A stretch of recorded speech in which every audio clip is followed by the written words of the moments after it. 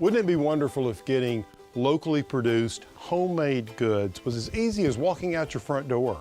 Of course, sometimes it's a challenge because of logistics and timing to get exactly what you want. How about becoming your own source? If you're like me, you're interested to know where everything that you eat and use on a daily basis comes from. Farmers markets are great for finding the best local goods, but sometimes supplies can be limited. So are you ready to become a happy homesteader? I sure hope so.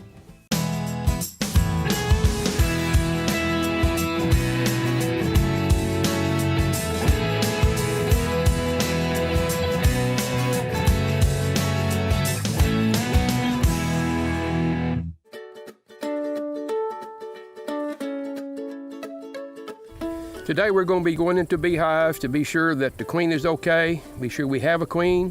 So we're going to go through the frames, we'll look for the brood pattern and see if we see fresh eggs. And if we see the brood pattern's okay, then we know the queen's in there, we know we're good to go. So this is just kind of like a maintenance program, going through just checking, be sure everything is A-okay. Give a little bit of smoke in the entrance to let them know I'm coming in. Remove the top. A little bit of smoke across the top. This is just a super added on. They're going to put honey in. They're just now beginning to start. So I just want to see what they're doing.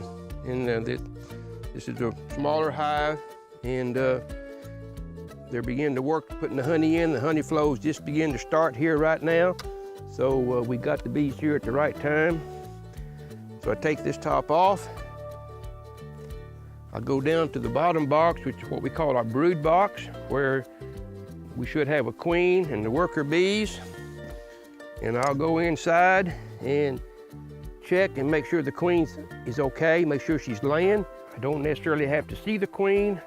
All I have to do is see the eggs that she's laying to be sure she's laying a good pattern.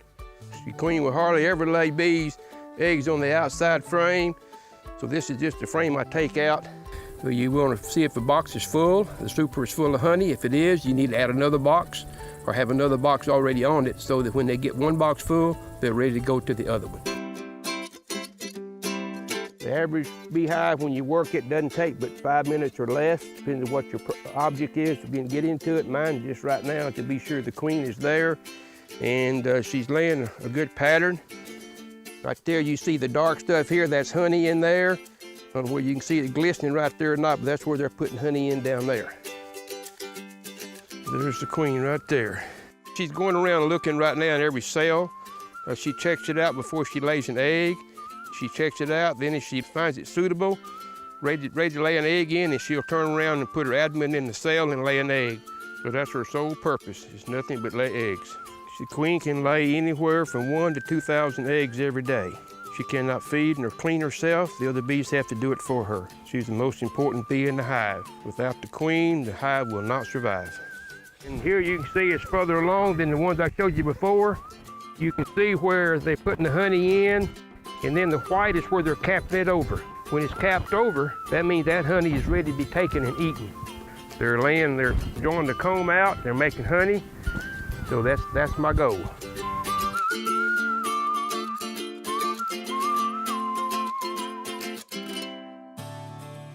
Coming up, we're going to get a little spicy. And later... Crispy is everything. Nobody wants a soft pickle. No, I like the crunch. Pickling your own pickles the old-fashioned way. So stay tuned.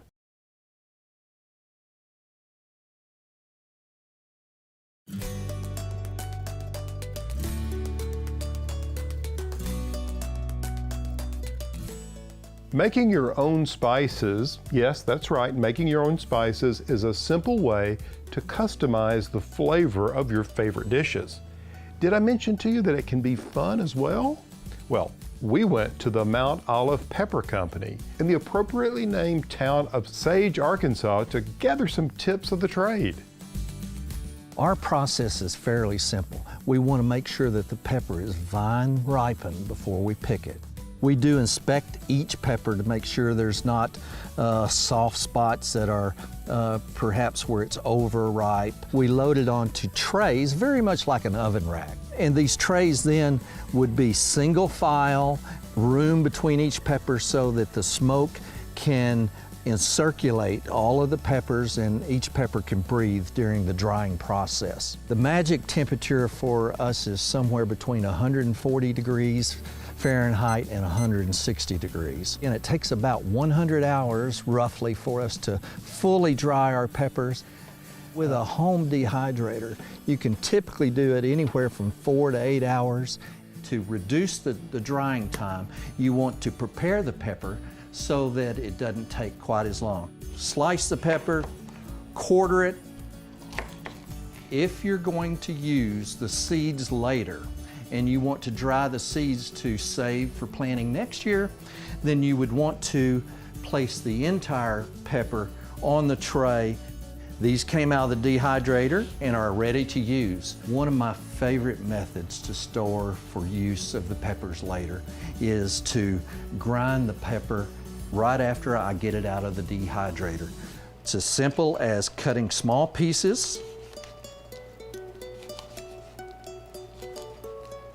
so that your grinder will easily cut up and grind the pepper to the grind that you wish to have.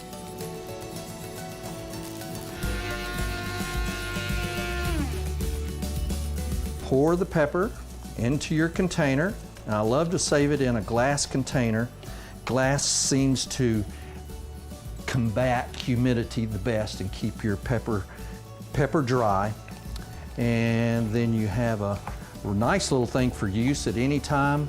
You can make your own little label. It's a great gift for family and friends if you want to share your pepper and the bounty that you got out of your garden.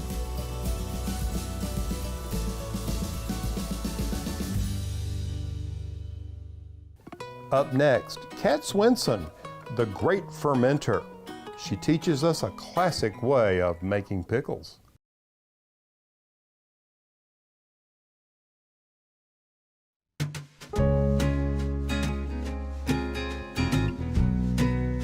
Kat, this is a time-honored way of actually preserving food.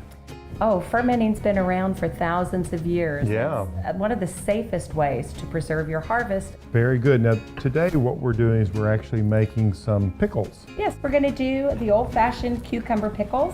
We're doing spears. If you want to do a whole pickle, and you're certainly easy to do, welcome to do it, you need a pickle that's about an inch in diameter or less, or they're subject to bloating. Having it be crispy is everything. Nobody wants a soft pickle. No. I like the crunch. And so you're looking for the blossom end of the cucumber. You want to just be sure when you're washing them that you really scrub that carefully. There's softening enzymes that can wreck your ferment. See. When in doubt, cut them both off. Or scrub them both rather carefully. Okay. All you really need is the cucumber itself, salt, and water. And that salt and water together is called brine. How much salt goes in a quart jar? It's 3 tablespoons per quart to create a 5% brine. I see. So the next thing that we're going to do is pack our spears into the jar. Pack our pickles. We're going to pack our pickles. The key to a safe ferment is to create an anaerobic environment. No oxygen. No oxygen. That's what we're working towards. Yep. And then sometimes the extra tight packing holds them into place. This is a half a teaspoon of dill seed. This is a half teaspoon of mustard seed. Yeah. So those are your primary ingredients. A 1/4 teaspoon of coriander, 1/4 teaspoon of black peppercorns. This is a garlic clove that I crushed to release the allicin Right. and some of the other deliciousness in there. There we go. Good.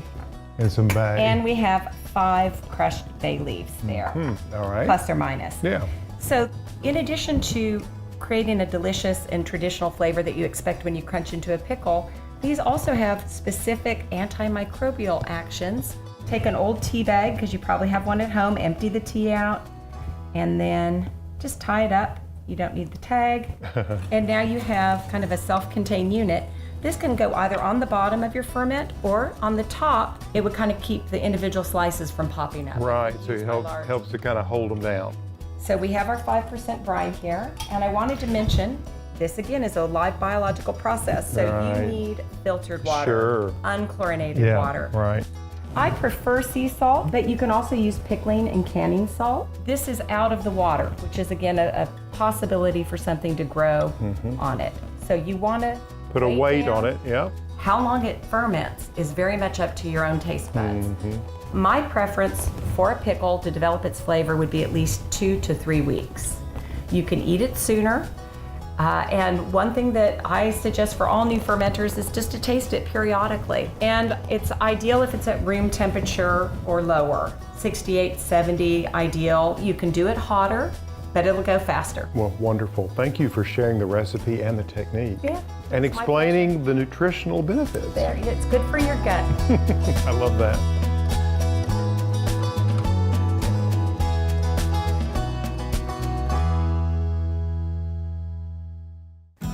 After the break, we're getting up close and personal with everyone's favorite curd. I'm not kidding, curd.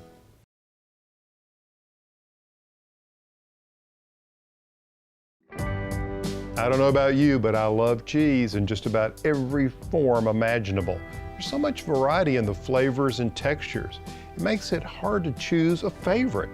Making your own can be a simple affair or a complicated one if you're up to the challenge.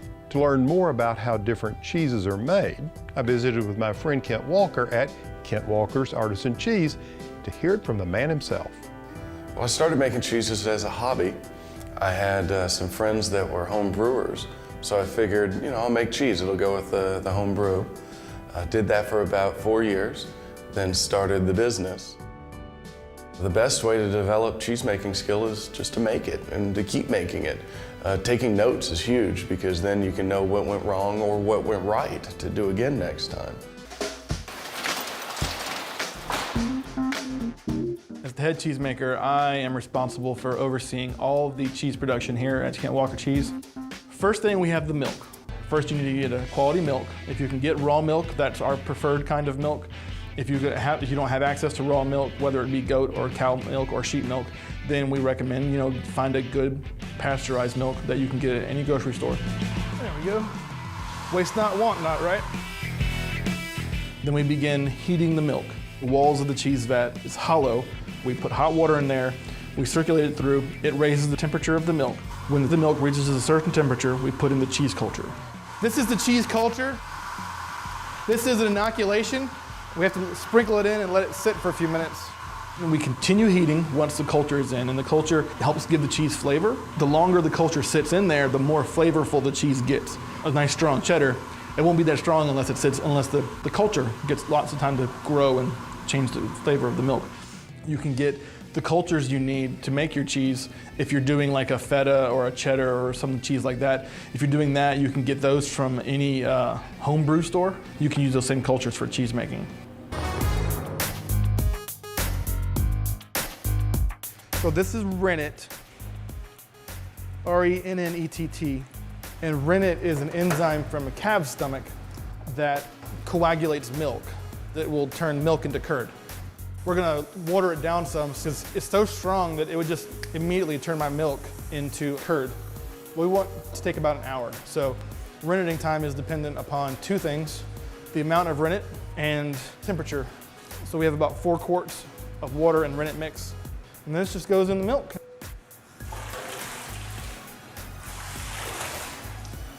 Nothing terribly fancy. You really gotta make sure the rennet gets mixed up into every part of the milk. Because what you don't want is to have a chunky piece of milk at the end where you got these big, thick, stringy, kind of coarse curds, and the other end is still really runny. Now why don't you stay with us? We'll have some more homesteading goodness when we return.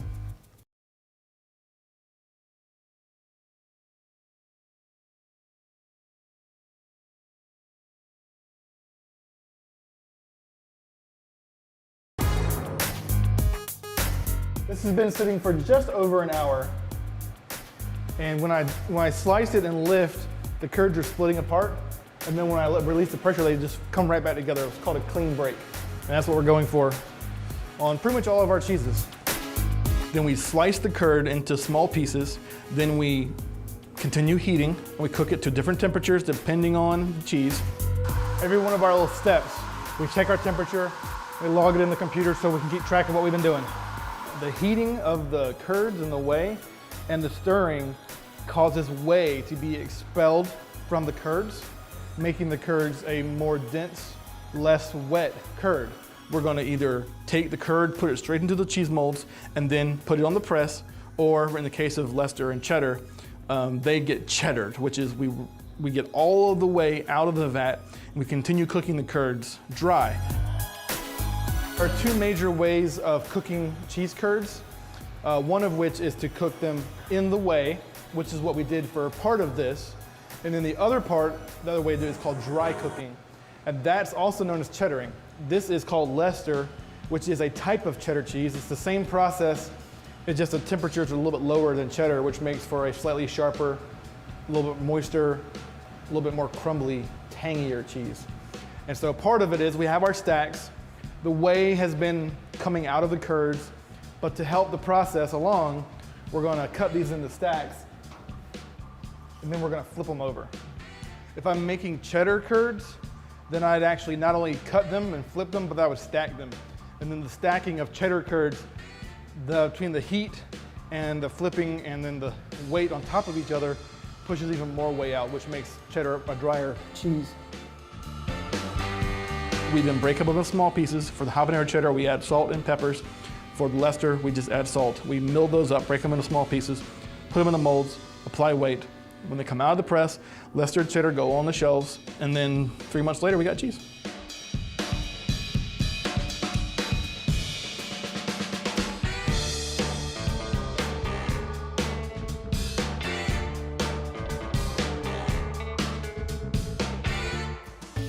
Want to learn more?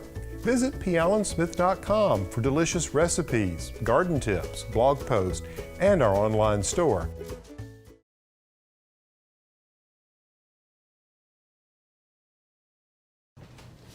At the end of the day, if you're like me, it's more important for me to really know where my food comes from rather than actually either growing it or making it myself.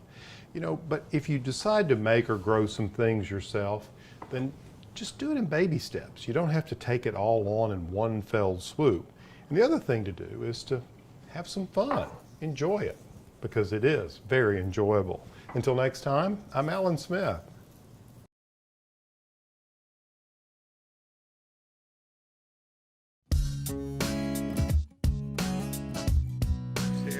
There's the queen right there. One get you? Oh, yeah. All right, just come back over here. Where'd he get you at? On my wrist.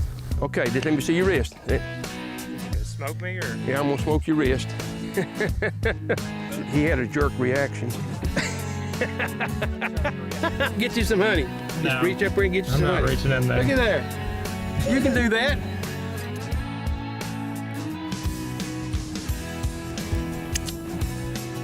I call these my poor man's whey. This is a biled rock out of my creek. Right. The CO2 that's formed from the fermentation process will be able to escape out. I was going to ask, because you don't want this to explode. No, exploding is bad.